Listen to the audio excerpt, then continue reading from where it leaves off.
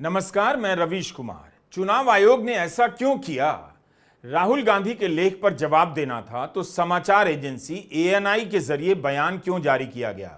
वह भी उस बयान के नीचे किसी का दस्तखत नहीं है, आयोग का स्टैंप भी नहीं है। आयोग को जवाब देना ही था तो उसने प्रेस रिलीज क्यों नहीं जारी की?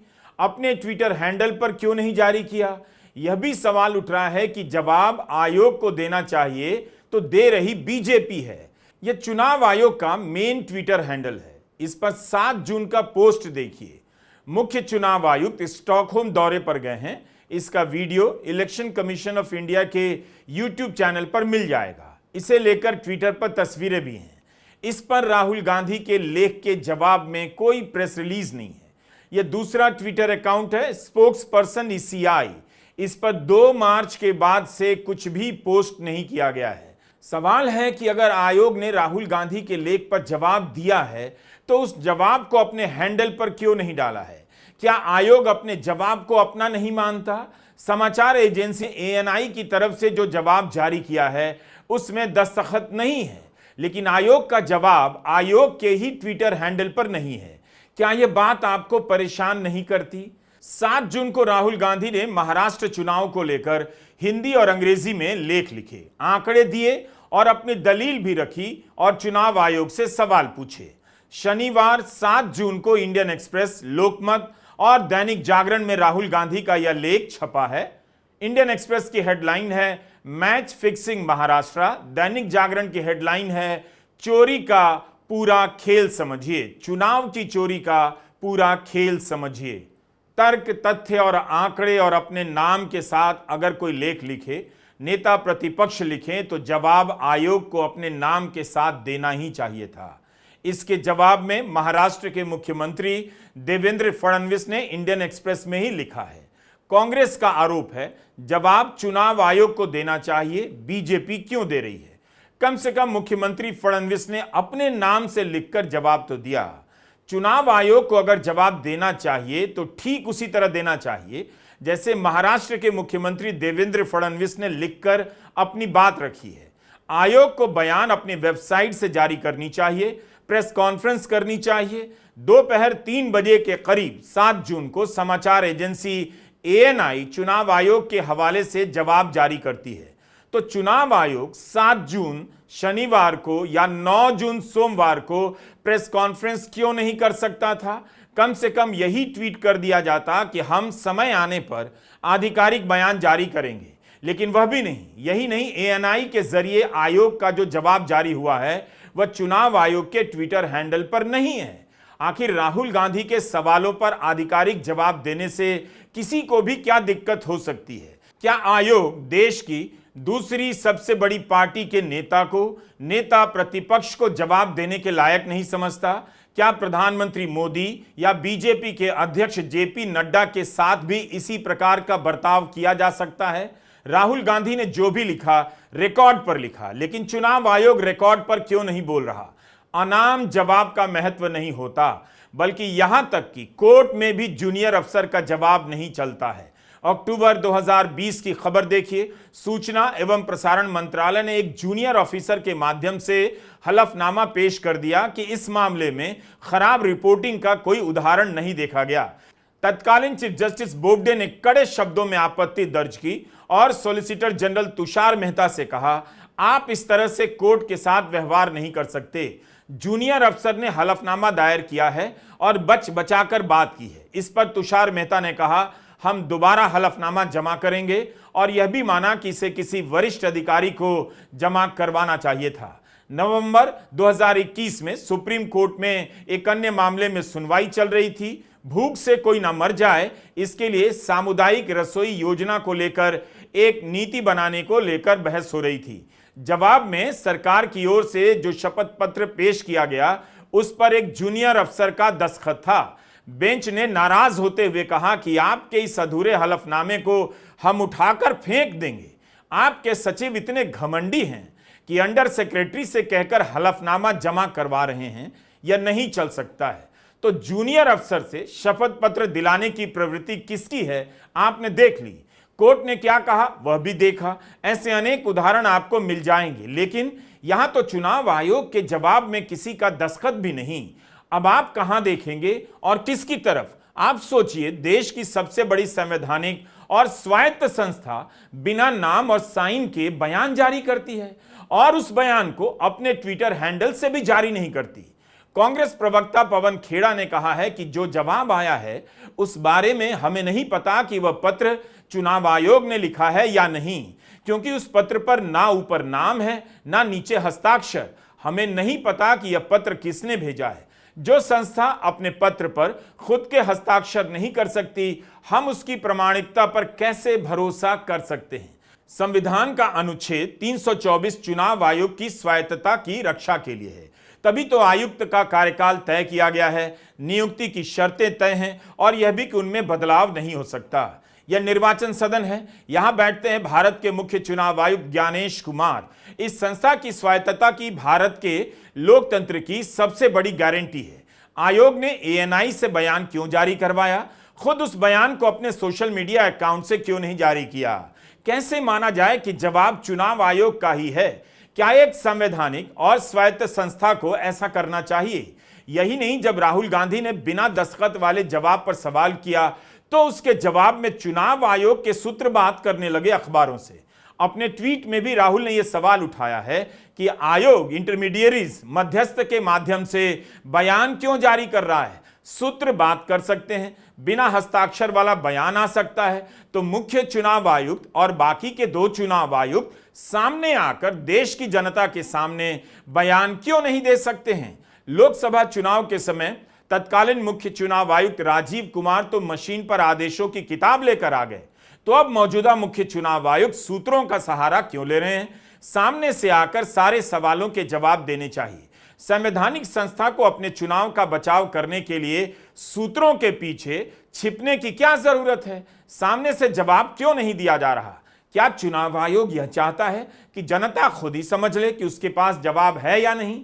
जब आयोग के जवाब की भाषा आक्रामक लिखी जा सकती है, तो इतनी आक्रामक भाषा में राहुल गांधी को जवाब देने वाला अपना नाम क्यों नहीं लिख सका? स्वायत्तता का संबंध साहस से होता है, निर्भीकता से होता है। जब निर्भीकता नजर ना आए तो स्वायत्तता नजर नहीं आती है। राहुल गांधी ने इस पर भी आयोग को सार्वजनिक पत्र लिख दिया और सवाल उठा दिया। लिखा, डियर ईसी, आप एक संवैधानिक संस्था हैं, बिना दस्तखत के और मध्यस्थ के हाथों गंभीर सवालों के जवाब देने का यह तरीका नहीं हो सकता है। अगर आपके पास कुछ भी छिपाने के लिए नहीं है तो मैंने अपने लेख में जो सवाल उठाए हैं और उनके जवाब दीजिए और साबित कीजिए। महाराष्ट्र की लोकसभा और विधानसभा चुनावों की मतदाता सूची प्रकाशित कीजिए और शाम 5 बजे के बाद मतदान केंद्रों का सीसीटीवी फुटेज जारी कीजिए।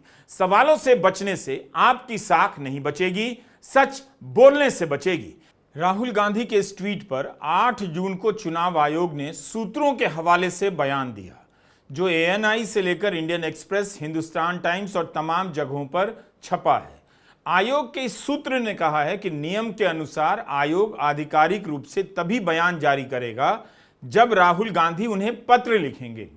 आरोप लगाने के 24 घंटे बाद भी राहुल ने मीटिंग के लिए समय नहीं मांगा, ऐसा आयोग के सूत्र के हवाले से कहा गया है। यह सूत्र कौन है? क्या मुख्य चुनाव आयुक्त, दोनों आयुक्त कम सक्षम हैं कि सूत्र बोल रहा है? अगर सूत्र इतना बोल रहा है तो आयोग के बयान पर अपना नाम और हस्ताक्षर क्यों नहीं करता है? इस सूत्र ने कहा है कि जब आयोग ने कांग्रेस को 15 मई के दिन मिलने के लिए बुलाया तो पार्टी ने और समय मांग लिया, मगर अभी तक मीटिंग नहीं की है। आयोग के सूत्र ने यह भी कहा कि यह आरोप लगाकर राहुल ने अपने पार्टी के बूथ लेवल कार्यकर्ताओं की ही निंदा कर दी है। देश के 10.5 लाख बूथ लेवल अधिकारी, 50 लाख पोलिंग अधिकारी और 1 लाख काउंटिंग सुपरवाइजर राहुल गांधी के आरोपों से निराश हैं। इसकी पुष्टि यह सूत्र कैसे कर रहा है? उनकी निराशा का दावा सूत्र कैसे कर सकता है? अगर आयोग के साथ काम करने वाले लाखों लोग निराश हैं तो क्या चुनाव आयोग एक बयान जारी नहीं कर सकता? कम से कम आयोग अपने लेटर हेड पर ही बयान जारी कर देता।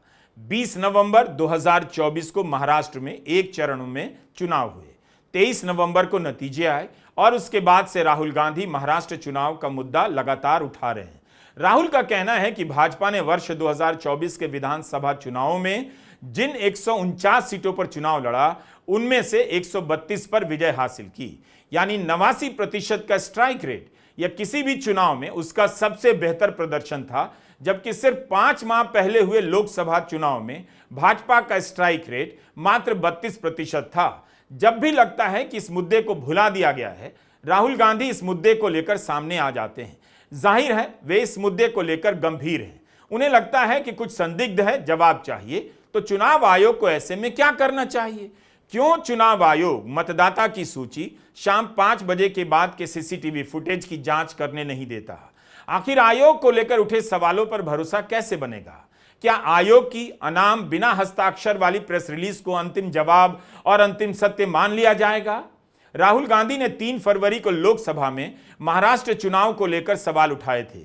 उसके बाद 7 फरवरी को दिल्ली में उन्होंने एक बड़ी प्रेस कॉन्फ्रेंस की थी। मैं आज हिंदुस्तान के युवाओं को यह डेटा दिखाना चाहता हूं। सबसे पहला सवाल, 5 साल में जितने वोटर लिस्ट में ऐड किए गए थे, उससे ज्यादा वोटर महाराष्ट्र में 5 महीनों में ऐड हुए हैं। 32 लाख वोटर्स विधानसभा 2019 एंड 2024 के बीच में। 39 लाख वोटर्स, मतलब हिमाचल का जो पॉपुलेशन है वो ऐड कर दिया लोकसभा 2024 एंड विधानसभा 2024 के बीच में। यह पहला सवाल है। ये जो एडिशनल वोटर्स ऐड किए हैं, ये हैं कौन? ये कहां थे और ये कहां से आए? पहला सवाल। दूसरा सवाल, बहुत महत्वपूर्ण सवाल, महाराष्ट्र का पॉपुलेशन सरकार के मुताबिक, महाराष्ट्र का अडल्ट पॉपुलेशन सरकार के मुताबिक 9.54 करोड़। महाराष्ट्र का adult population 9.54 crore. Election commission के मुताबिक महाराष्ट्र में 9.7 करोड़ वोटर्स हैं। इसका मतलब इलेक्शन कमीशन कह रहा है, देश की जनता को कह रहा है, देश के युवाओं को कह रहा है कि महाराष्ट्र में एडल्ट पॉपुलेशन से ज्यादा वोटर्स हैं। यह कैसे हो सकता है? यही बात उन्होंने अपने लेख में लिखी है, लेकिन तब भी राहुल के सवालों को हल्के में लिया जा रहा है और चुनाव आयोग आक्रामक जवाब दे रहा है बिना हस्ताक्षर के। इसके बाद भी राहुल गांधी पीछे नहीं हट रहे। अतीत में उनकी कई बातें इसी तरह सही साबित हुई। ऑपरेशन सिंदूर के समय जब तुर्की के ड्रोन की चर्चा चलने लगी, तब राहुल गांधी का ड्रोन पर बनाया गया कुछ दिन पुराना वीडियो वायरल हो गया। उन्होंने संसद में भी इसे लेकर उठाया कि दुनिया में युद्ध करने की नीति और तकनीकी बदल गई है, भारत क्यों पीछे है। पाकिस्तान और चीन को मिला देने का बयान भी उनका वायरल हो रहा था।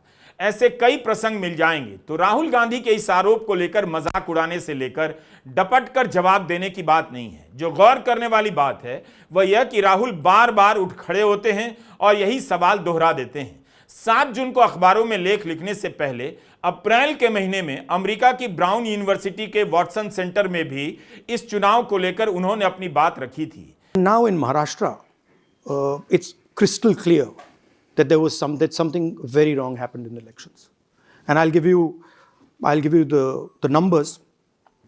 9 crore voters in Maharashtra in Lok Sabha election. So 90 million.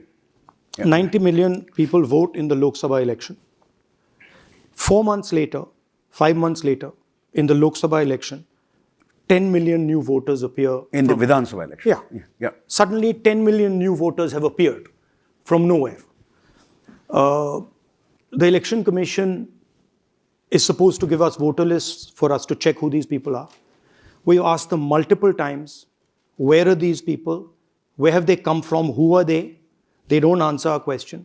Rahul Gandhi 7 जून के अपने लेख की शुरुआत मुख्य चुनाव आयुक्त की नियुक्ति की प्रक्रिया में बदलाव पर सवाल उठाने से करते हैं। कहते हैं कि चुनाव आयुक्त अधिनियम 2023 से यह क्यों सुनिश्चित किया गया कि समिति मुख्य चुनाव आयुक्त का चयन 2-1 के बहुमत से करे। प्रधानमंत्री और गृहमंत्री दोनों का एक ही वोट होगा, जिसका मतलब है नेता प्रतिपक्ष का पक्ष कमजोर हो जाएगा।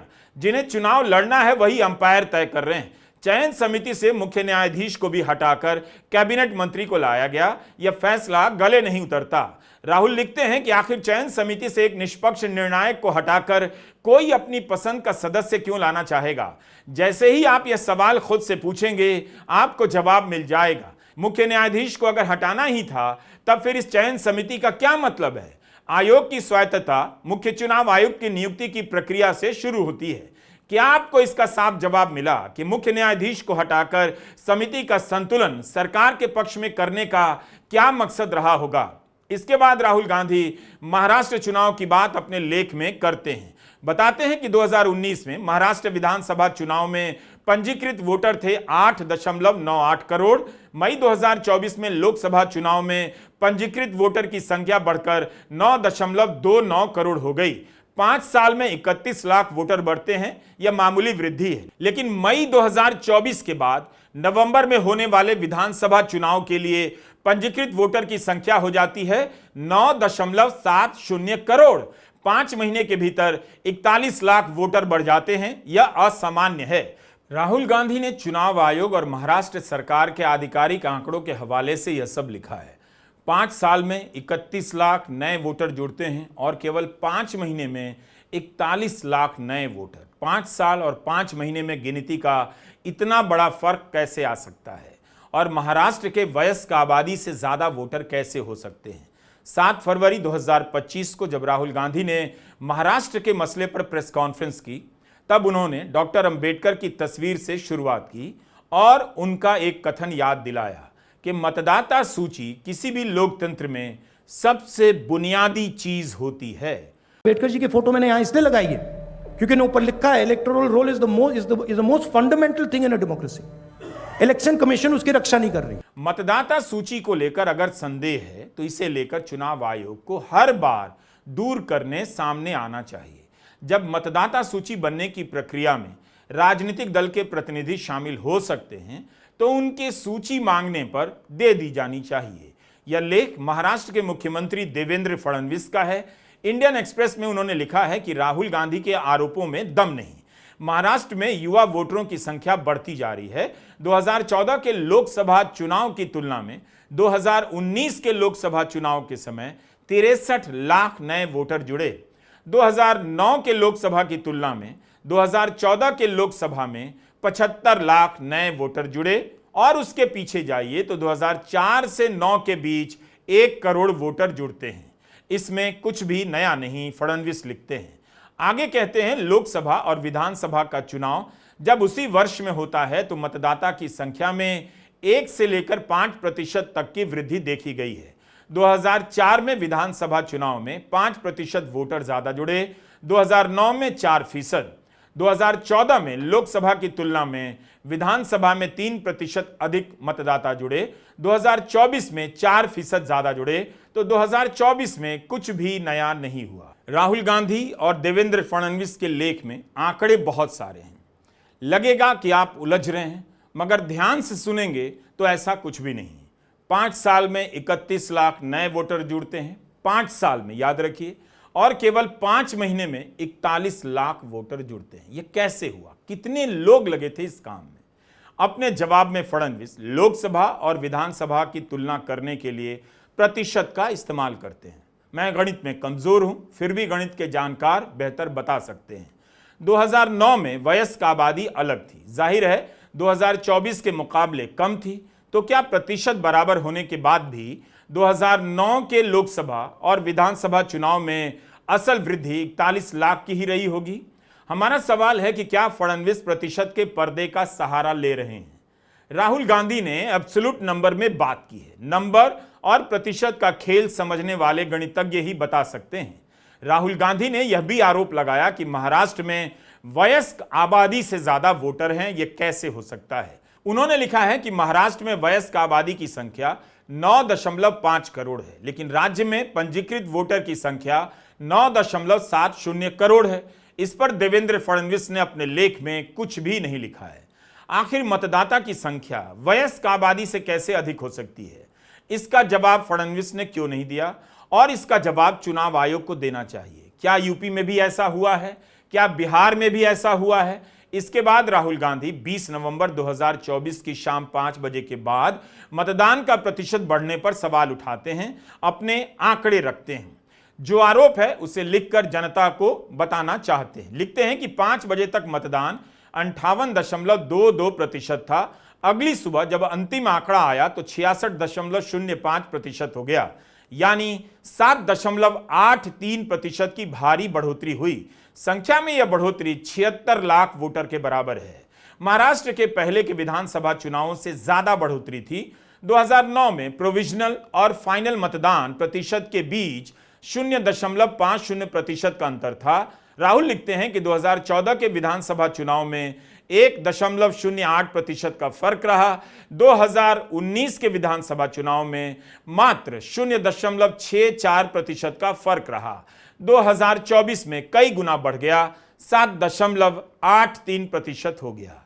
शाम से लेकर अगली सुबह तक इतना वोट कैसे बढ़ा, जबकि कहीं से भी शाम 5 बजे के बाद नाटकीय रूप से वोट देने की खबर नहीं आई थी। राहुल लिखते हैं।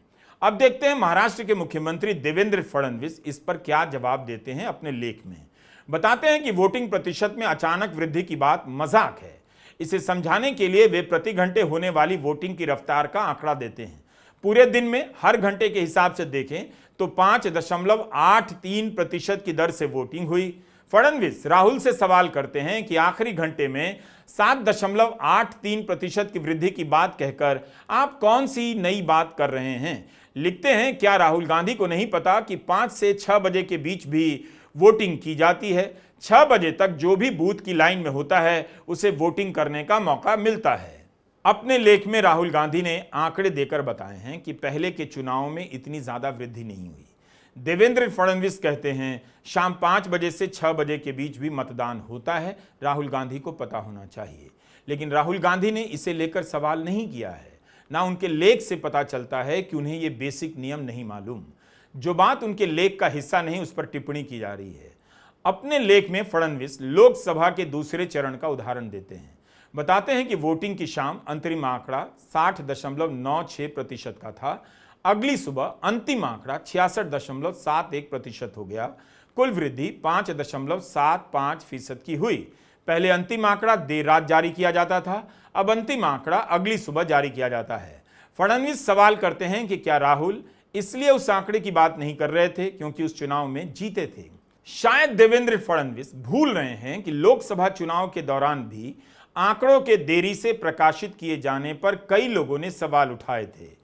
असल वोटिंग की जगह प्रतिशत में आंकड़े दिए गए, जबकि पहले ऐसा नहीं होता था। तो क्या देवेंद्र फडणवीस के लेख से राहुल गांधी के सवालों का जवाब मिल जाता है? राहुल गांधी अपने लेख में 12,000 बूथों की बात करते हैं। महाराष्ट्र में करीब 1 लाख मतदान बूथ हैं। कम से कम 12,000 बूथ के सीसीटीवी फुटेज तो दिखाए ही जा सकते हैं। राहुल गांधी ने लिखा है कि अधिकतर नए वोटर 12,000 बूथों पर ही जोड़े गए। ये 85 विधानसभाओं के बूथ के हैं जहां लोकसभा में बीजेपी का खराब प्रदर्शन हुआ था। हर बूथ पर शाम 5 बजे के बाद औसतन 600 वोट पड़े। एक आदमी को 1 मिनट भी लगे तो 10 घंटे लगने चाहिए, ऐसा नहीं हुआ। तो फिर यह अतिरिक्त वोट कैसे डाले गए? बाकी के हजारों बूथों पर मतदान में और मतदाता की संख्या में बढ़ोतरी नहीं होती, केवल 12,000 बूथों तक सीमित रहती है। क्या वाकई ऐसा हुआ है? इसका जवाब देवेंद्र फडणवीस अपने लेख में नहीं देते हैं कि मतदाता केवल 12,000 बूथों में ही क्यों बढ़े हैं। इसलिए राहुल गांधी लोकसभा और विधानसभा की मतदाता सूची और सीसीटीवी फुटेज मांग रहे हैं। चुनाव आयोग ने जब कहा कि मतदाता सूची दी गई है तो राहुल गांधी का जवाब था फरवरी में कि जब आप एक बार दे चुके हैं तो दोबारा देने में क्या दिक्कत है? दोबारा भी मतदाता सूची दे देनी चाहिए। अगर उसे लगता है कि कुछ भी गड़बड़ नहीं है चुनाव आयोग को, तो पूरे देश के सामने ये वीडियो और आंकड़े जारी कर देने चाहिए। राहुल गांधी लिखते हैं कि इससे भी गंभीर बात यह रही कि विधानसभा चुनाव के 1 माह बाद जब एक हाई कोर्ट ने आयोग को मतदान केंद्रों की वीडियोग्राफी और सीसीटीवी फुटेज साझा करने का निर्देश दिया, तो केंद्र सरकार ने चुनाव आयोग से सलाह के बाद निर्वाचन संचालन संबंधी नियम 1961 की धारा 93(2)(a) में बदलाव कर दिया। इसके जरिए सीसीटीवी और इलेक्ट्रॉनिक रिकॉर्ड्स तक पहुंच सीमित कर दी गई। यह बदलाव और इसका समय दोनों ही बहुत कुछ कहते हैं। अचानक से यह बदलाव क्यों किया गया? पंजाब और हरियाणा हाई कोर्ट ने जब वीडियोग्राफी और सीसीटीवी फुटेज साझा करने के लिए कहा तो उसी समय नियम क्यों बदले गए कि साझा नहीं किया जाएगा? तत्कालीन मुख्य चुनाव आयुक्त राजीव कुमार ने कहा था, मतदाता की निजता, प्राइवेसी को ध्यान में रखते हुए ऐसा किया गया क्योंकि सीसीटीवी का गलत इस्तेमाल हो सकता है। मगर यह भी गिनाने लगे कि 1 करोड़ घंटे की फुटेज देखने में किसी आदमी को 3600 साल लग जाएंगे। तब राहुल गांधी ने कहा कि मतदाता सूची और सीसीटीवी फुटेज लोकतंत्र को मजबूत करने के औजार हैं। नवभारत टाइम्स और इकोनॉमिक टाइम्स में खबर छपी है कि चुनाव आयोग ने महाराष्ट्र और हरियाणा की मतदाता सूची देने का फैसला किया है। 2009 से लेकर 2024 की मतदाता सूची कांग्रेस को दी जा सकती है। दिल्ली हाई कोर्ट में आयोग ने इस बारे में आश्वासन दिया था, जिसके बाद यह फैसला लिया गया। आयोग ने कांग्रेस की मांग को पहले नकार दिया था। हालांकि अब महाराष्ट्र और हरियाणा के चीफ इलेक्टोरल ऑफिसर्स ने आदेश जारी कर दिए हैं। इस खबर को ट्वीट करते हुए 9 जून को नेता प्रतिपक्ष राहुल गांधी ने लिखा है कि मतदाता सूची देने का पहला कदम लिया जा रहा है, यह अच्छा है। क्या चुनाव आयोग बता सकता है कि किस तारीख को यह डेटा डिजिटल फॉर्म में दिया जाएगा और यह पढ़ने लायक भी होगा? इसीलिए आयोग को सब कुछ आधिकारिक तरीके से बोलना चाहिए, बताना चाहिए कि पहले क्यों मना किया गया और अब देने का फैसला कैसे कर लिया गया। राहुल गांधी ने अपने लेख में लिखा है, मतदाता सूची और सीसीटीवी फुटेज लोकतंत्र को मजबूत करने के औजार हैं, ना कि ताले में बंद रखने वाली सामग्री, खासकर तब जब लोकतंत्र से खिलवाड़ हो रहा हो। देश के लोगों को भरोसा दिलाया जाए कि किसी भी रिकॉर्ड को नष्ट नहीं किया गया और आगे भी नहीं किया जाएगा। 7 जून का लेख आप जरूर पढ़िए और देवेंद्र फडणवीस का लेख भी। अब आते हैं चुनाव आयोग के जवाब पर। उस जवाब के नीचे किसी का दस्तखत नहीं है, आयोग का स्टैंप नहीं है। समाचार एजेंसी ANI के जरिए सामान्य कागज पर यह बयान जारी हुआ है। आयोग अपनी तरफ से जारी नहीं करता, मतलब अपने सोशल मीडिया अकाउंट से जारी नहीं करता। हम जिसे चुनाव आयोग का जवाब समझकर बता रहे हैं, उसे समाचार एजेंसी ने ट्वीट किया है। कहीं नहीं लिखा है कि सूत्रों ने कहा है, न इस जवाब के नीचे किसी का हस्ताक्षर है। आयोग ने लिखा है कि औसतन 1 घंटे में 58 लाख वोट पड़ा है। इस औसत के हिसाब से आखिर के 2 घंटे में 116 लाख वोट पड़े होंगे, इसलिए 2 घंटे में 65 लाख वोट का पड़ना औसत से कम ही है। राहुल गांधी ने सवाल उठाया कि 70 लाख अतिरिक्त वोट पड़ने में कुल वोटिंग को कम से कम 10 घंटे लगनी चाहिए। आयोग ने लिखा है कि हर पोलिंग केंद्र पर अधिकारी होते हैं, राजनीतिक दलों के एजेंट होते हैं। किसी एजेंट ने गंभीर आरोप नहीं लगाए। भारत में नियमों के मुताबिक चुनाव से पहले या साल में एक बार मतदाता सूची का परीक्षण होता है। अंतिम कॉपी राजनीतिक दलों को दी जाती है। सवाल है कि जब वोटर लिस्ट दी जाती है तो दोबारा क्यों नहीं दी जा सकती? राहुल गांधी ने लोकसभा और विधानसभा की मतदाता सूची मांगी है और सीसीटीवी फुटेज भी मांगे हैं। एजेंट ने आपत्ति दर्ज नहीं की, उसे इतना महत्व दिया जा रहा है। नेता प्रतिपक्ष और अन्य राजनीतिक दलों ने सवाल उठाए, तो इस तरह से क्यों जवाब दिया जा रहा है? चुनाव आयोग ने समाचार एजेंसी ANI के माध्यम से कहा है कि अगर कोई भी भ्रामक जानकारी फैलाता है तो माना जाएगा कि कानून का पालन नहीं कर रहा। चुनाव आयोग को यह कहकर बदनाम करना कि समझौता कर चुका है, पूरी तरह निरर्थक बात है। मतदाता सूची बनने के समय राजनीतिक दल या मतदान के समय पोलिंग एजेंट ने शिकायत नहीं की, क्या यही पर्याप्त आधार होना चाहिए? तो क्या किसी ने शिकायत नहीं की, इसी आधार पर बाद में की गई शिकायतों को गलत मान लिया जाएगा? चुनाव आयोग के नतीजों को कई बार चुनौती दी जाती है। कई उम्मीदवारों ने गिनती को लेकर कोर्ट में चुनौती दी है, तो क्या इसी आधार पर मामला खारिज हो जाता है कि उस समय आपके एजेंट ने कोई शिकायत नहीं की? अगर एजेंट ही किसी के पक्ष में बैठ गया, समझौता कर जाए, चुप हो जाए, तो चुनाव की जिम्मेदारी एजेंट की नहीं है, चुनाव आयोग की है। राजनीतिक दल और उसके एजेंट की भूमिका हो सकती है, मगर जवाबदेही चुनाव आयोग की है। यह बात उठी है कि किसी ने शिकायत नहीं की। इस पर कांग्रेस के प्रवीण चक्रवर्ती कहते हैं 10 दिसंबर 2025 और 7 फरवरी 2025 को शिकायत की गई। राहुल गांधी ने लोकसभा में भी शिकायत की है, मामला उठाया है। अब आते हैं राहुल गांधी कामठी विधानसभा को लेकर क्या कहते हैं। कामठी विधानसभा यहां पे कांग्रेस पार्टी को लोकसभा में 1.36 लाख वोट मिला है, विधानसभा में तकरीबन उतना ही वोट हमें मिला, 1.34 लाख। यह चुनाव हम जीते, लोकसभा वाला। लोकसभा के चुनाव में बीजेपी को 1.19 लाख वोट मिलता है। इस कंस्टिट्यूएंसी में 35,000 नए वोटर्स ऐड होते हैं और वो 35,000 के 35,000 वोटर सीधे बीजेपी के खाते में जाते हैं और बीजेपी चुनाव जीतती है। यह एक उदाहरण है, ऐसे महाराष्ट्र में अनेक उदाहरण हैं। मुख्यमंत्री फडणवीस 3 विधानसभा क्षेत्रों का उदाहरण देते हैं और बताते हैं कि वहां भी वोट परसेंट बढ़ा है, लेकिन तीनों सीटों पर महागठबंधन के उम्मीदवार जीते हैं। फडणवीस बताते हैं कि माढ़ा में 18% वोट बढ़े, वहां शरद पवार की पार्टी जीती। वानी में 13% वोट बढ़ा, वहां उद्धव ठाकरे का उम्मीदवार जीता। श्रीरामपुर में 12% वोट बढ़ा, कांग्रेस का उम्मीदवार जीता। चुनाव आयोग के जवाब में यह जवाब नहीं था। चुनाव आयोग को आक्रामक होने की जरूरत नहीं, इन सवालों के जवाब बार बार देने चाहिए। उसके जवाब से नहीं लगना चाहिए कि कोई झुंझला रहा है। अच्छी बात है कि लोग चुनाव आयोग से सवाल कर रहे हैं, यह लोकतंत्र का संकेत है। जवाब में अगर चुनाव आयोग आक्रामक होगा, कानूनी कार्रवाई की धमकी देगा और बिना हस्ताक्षर वाले जवाब जारी करेगा, तो यह लोकतंत्र का शुभ संकेत नहीं है। चुनाव आयोग की उदारता ऐसी होनी चाहिए कि कोई घर में बैठकर सवाल करे तो घर पर जाकर जवाब देना चाहिए।